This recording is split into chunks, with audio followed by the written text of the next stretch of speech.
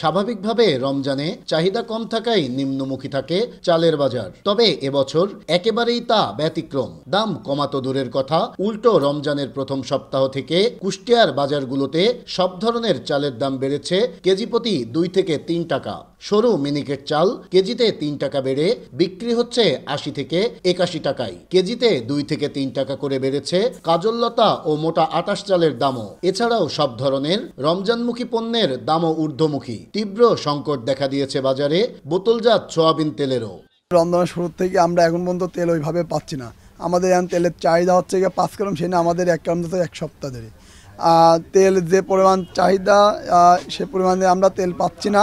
আর রমজানের মিষ্টি, খেজুর, বেসম এগুলো কেজি প্রতি 4-5 টাকা, কিন্তু আমার মিষ্টি কেজি প্রতি 5 টাকা বাড়ছে। বেগুন বিক্রি হচ্ছে 60 থেকে 70 টাকা কেজি।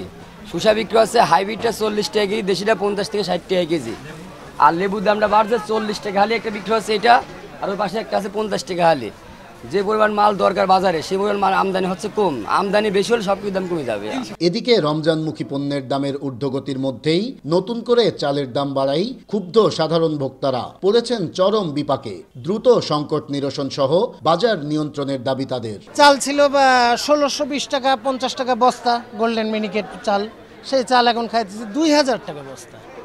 তারপরে সবজি আপনার 20 টাকা ছিল শসা, 15 টাকা ছিল শসা, সেইটা আমরা খাইতেছি এখন 60 টাকা কেজি। বেগুন ছিল 20 টাকা কেজি, সেই বেগুন এখন হইতেছে 80 টাকা কেজি।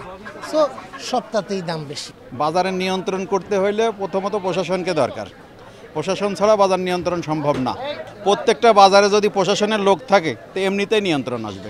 রমজান মাসের উপলক্ষে দাম বেশি না, এর আগের তুলনায় কেন দাম বেশি হচ্ছে এটাও আপনাদের দেখা উচিত, তদারকি করা উচিত।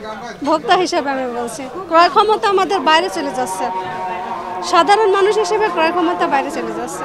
আর জেলা প্রশাসক বলছেন, বাজারে দ্রব্যের দাম বৃদ্ধির পেছনে কাজ করছে অদৃশ্য শক্তি, যা খুঁজে পাচ্ছেন না তারা। তবে নিয়মিতই বাজার তদারকি করছেন বলে জানান তিনি।